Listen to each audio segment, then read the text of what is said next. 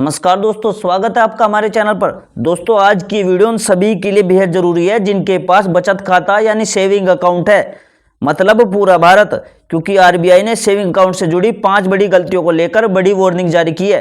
और ये चेतावनी दोस्तों इतनी खतरनाक है कि अगर आपने इन 5 बातों को हल्के में ले लिया तो आपका खाता बंद हो सकता है, आपका पैसा फंस सकता है, आपको पेनल्टी लग सकती है और कुछ मामलों में तो सीधा इनकम टैक्स तक नोटिस भेज सकता है। और सबसे खतरनाक बात, इन 5 गलतियों में से 3 गलतियां तो लगभग हर इंडियन करता है और उसे खुद को भी पता नहीं होता।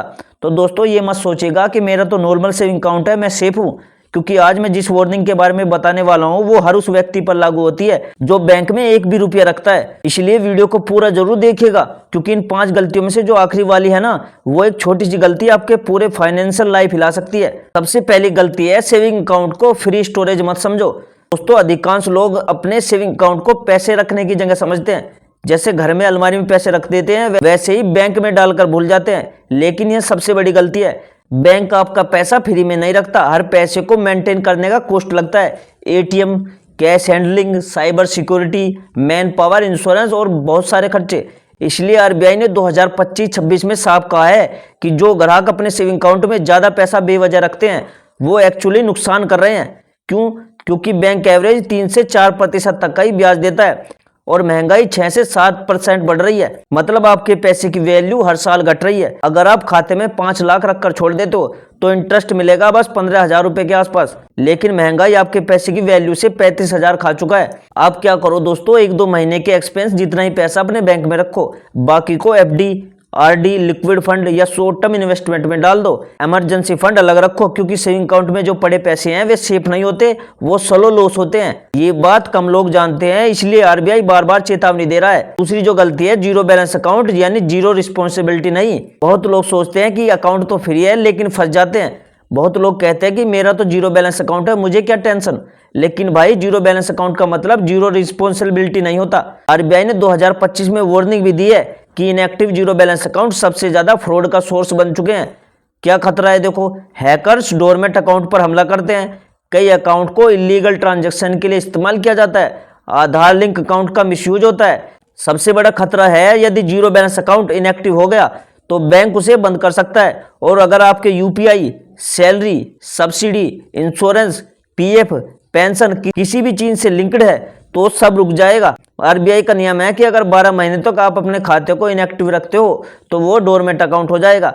और अगर आप 24 महीने तक उसे इनएक्टिव रखोगे तो खाता बंद किया जाएगा एकदम। इसका सोल्यूशन दोस्तों ये है कि साल में कम से कम एक बार 100 रुपये का लेन देन जरूर करो। यूपीआई से 10 रुपये भेज दोगे, 10 रुपये का भी ट्रांजेक्शन कर दोगे तो आपका अकाउंट एक्टिव रहेगा। अनयूज्ड अकाउंट बंद कर दो जिसका आप यूज नहीं करते। तीसरी गलती है, कैश डिपॉजिट की लिमिट को लाइटली मत लो। यह गलती इनकम टैक्स का नोटिस भेज सकती है। यह वार्निंग हर उस व्यक्ति के लिए है जो अपने सेविंग अकाउंट में बार बार कैश डिपॉजिट करता है। आरबीआई की वार्निंग है और इनकम टैक्स का रूल है कि सेविंग अकाउंट में साल भर में 10 लाख से ज्यादा कैश डिपॉजिट हुआ तो सीधे इनकम टैक्स की नजर पड़ती है उस पर। क्यों? क्योंकि ये समझना मुश्किल है कि इतना कैश आया कहां से। यह ब्लैक मनी भी हो सकता है। पैन लिंक होने के बाद हर ट्रांजैक्शन ट्रैक होता है। लेकिन सबसे खतरनाक बात, लोग सोचते हैं कि एक बार में 10 लाख न डालकर छोटे छोटे अमाउंट में डालता रहूंगा। गलत है बिल्कुल। ये इनकम टैक्स पूरे साल का डेटा जोड़कर रखता है, इस बात का ध्यान रखना। 2026 से नया एल्गोरिदम होगा। अब आईटी डिपार्टमेंट यानी कैश डिपॉजिट को पूरे साल जोड़कर बिहेवियर एनालिसिस करेगा। एग्जाम्पल के लिए, मान लीजिए आपने 50,000 रुपये 20 बार जमा किए तो आपके 10 लाख जमा हो गए।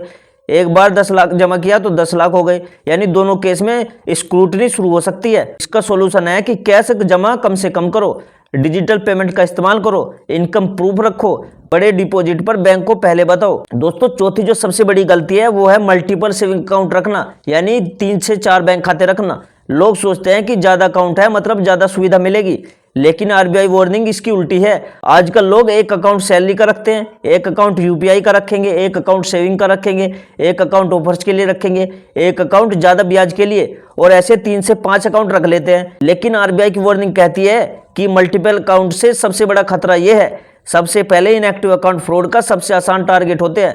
केवाईसी अपडेट न करने से अकाउंट ब्लॉक हो सकता है। आरबीआई का नया नियम है कि अब हर अकाउंट को आधार बिहेवियर स्कोर दिया जाएगा और ज्यादा इनएक्टिव अकाउंट होने पर आपका रिस्क स्कोर बढ़ जाएगा। बैंक चार्जेस लगते रहते हैं, ट्रैकिंग करना मुश्किल है, मिस्टेक ट्रांजैक्शन का रिस्क बढ़ जाता है। तो इसका सॉल्यूशन क्या है दोस्तों? सबसे पहले 1 से 2 ही बैंक खाते रखो, अपने पर्पज के हिसाब से अकाउंट को चुनो, बाकी अकाउंट बंद करवा दो। 5वीं जो गलती है, पैन आधार लिंक और हाई वैल्यू ट्रांजैक्शन को लाइटली मत लो। आरबीआई की अंतिम वार्निंग यही कहती है कि हाई वैल्यू ट्रांजैक्शन करने वालों को पैन आधार अपडेट और अकाउंट केवाईसी हमेशा समय पर करवानी चाहिए। क्यों? क्योंकि 2026 से हर high value transaction automatically income tax, FIU और आरबीआई को रिपोर्ट किया जाएगा। किन ट्रांजैक्शन पर रिपोर्टिंग होगी? देखो, 2 लाख से ज्यादा कैश विड्रॉ करोगे, 10 लाख से ज्यादा एनुअल डिपॉजिट करोगे, 50,000 से ज्यादा सिंगल डिपॉजिट करोगे, क्रेडिट कार्ड पर भारी खर्च करोगे, 2 लाख से ऊपर का यूपीआई पेमेंट करोगे, एफडी में अचानक बड़ा अमाउंट जमा करोगे तो आपको नोटिस मिल सकता है। अगर आपका पैन कार्ड आधार कार्ड मिसमैच होता है तो सीधे ट्रांजैक्शन रोका जा सकता है। सबसे पहले केवाईसी अपडेट रखो, पैन आधार लिंक्ड रखो, हाई वैल्यू ट्रांजैक्शन को जस्टिफाइड रखो, फ्रॉड अलर्ट एसएमएस हमेशा ऑन रखो। दोस्तों 3 आदतें बना लो जो आपके लिए बहुत अच्छी रहेंगी। देखो, सबसे पहले हर महीने स्टेटमेंट चेक करते रहो, ऑटो डेबिट अनवेरिफाइड रखो, अनयूज्ड यूपीआई एप्स डिलीट कर दो। दोस्तों आरबीआई की जो 5 वार्निंग है हर इंडियन सेविंग अकाउंट होल्डर के लिए अलार्म की तरह है। सेविंग अकाउंट फ्री नहीं होता, ये बात ध्यान रखना। इनएक्टिव अकाउंट सबसे रिस्की होता है। कैश डिपॉजिट लिमिट का स्ट्रिक्ट रूल है। मल्टीपल अकाउंट रखना खतरनाक है। पैन आधार मिसमैच है तो भारी मुसीबत है। अब आपकी जिम्मेदारी है कि इन गलतियों से बचो और अपने हार्ड अर्न पैसे को सेव रखो। कमेंट करके बताओ कि इनमें से कौन सी गलती आपने पहले की है और आपको कौन सा पॉइंट सबसे ज्यादा शॉकिंग लगा। वीडियो पसंद आई हो तो लाइक करो और इसे अपने फ्रेंड्स और रिश्तेदारों के साथ भी इस वीडियो को शेयर कर दो ताकि वे भी इस वार्निंग को जान सके, ताकि वे भी इन गलतियों से करने से बचे।